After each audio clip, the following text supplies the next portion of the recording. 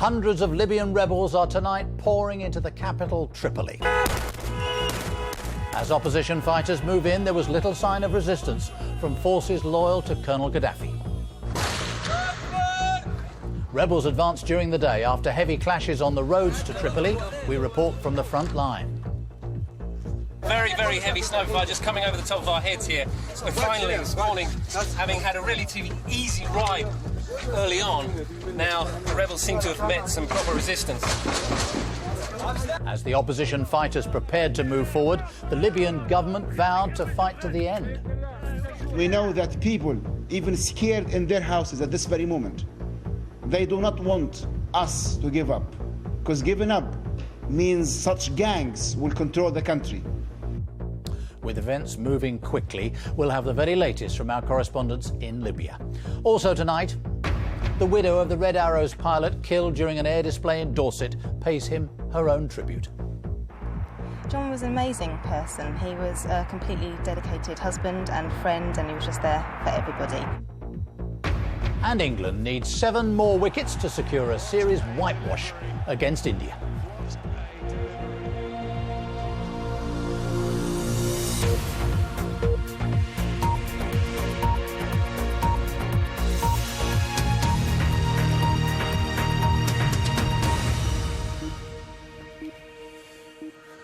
Good evening. Hundreds of Libyan rebels are in the capital, Tripoli, tonight. Gun battles had been reported near the centre of the city earlier in the day, but there have been no reports of resistance in the last few hours.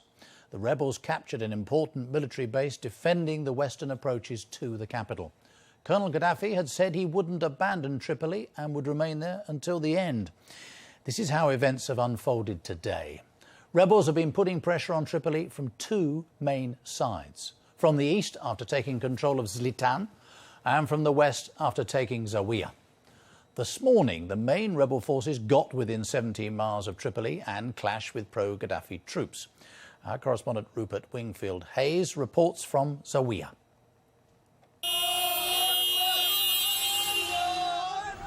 There's no doubt where these rebels think they're going.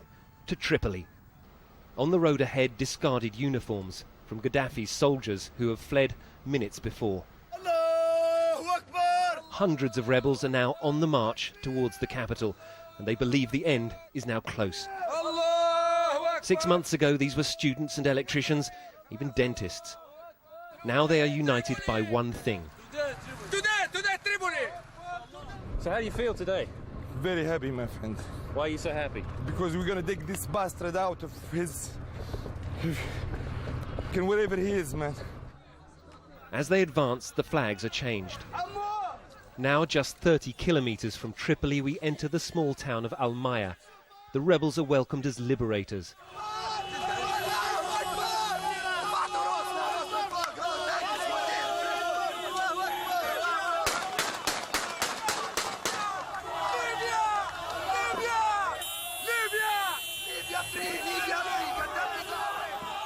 This is just 27 kilometers exactly from his place. We are going there now. We are going just. We'll be there in just 20 minutes. Yes. Okay. We are in freedom in life.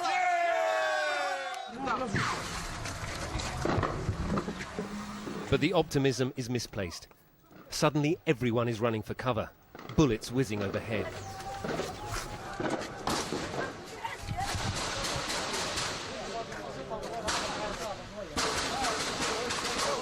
We just come down the road a bit further towards Tripoli from Judean, and we're now, you can hear above me here this incoming sniper fire. Very, very heavy sniper fire just coming over the top of our heads here. So finally, this morning, having had a relatively easy ride early on, now the rebels seem to have met some proper resistance. The rebels are taking casualties, and it's time for us to leave. Panic turns to chaos.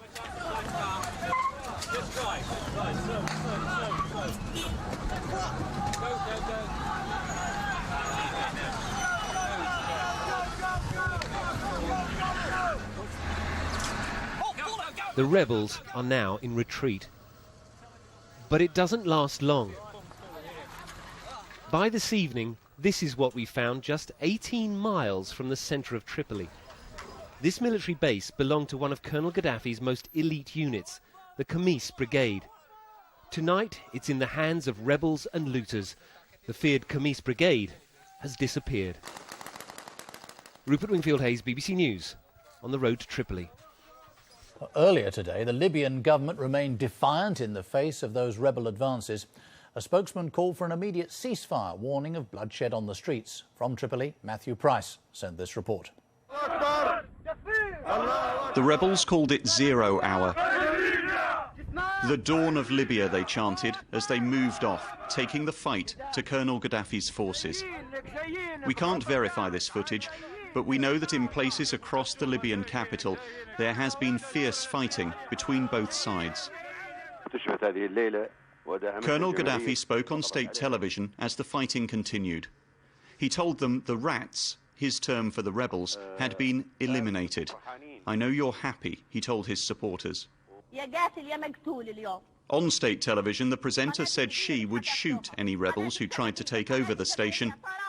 But at a press conference with the government information minister, the tone was less defiant.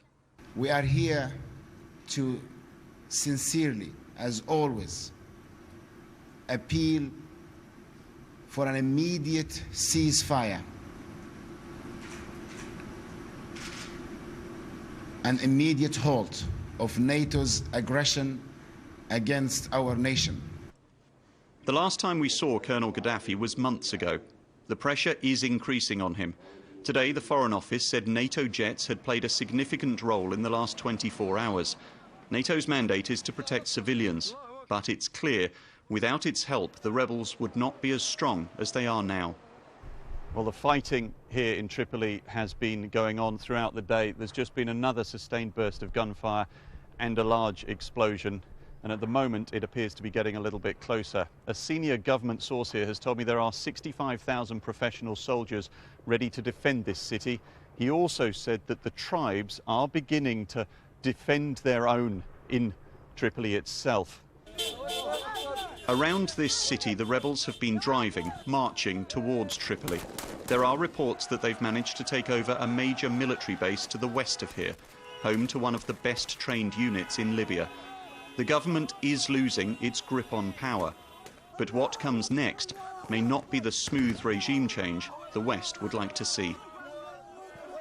Well, in a moment we'll speak to our correspondent Orla Guerin, who's in the western rebel stronghold of Misrata. But first, let's go back to Matthew Price, live in Tripoli tonight. Matthew, you were talking about fighting going on, then we hear there's no resistance. What can you tell us from where you are?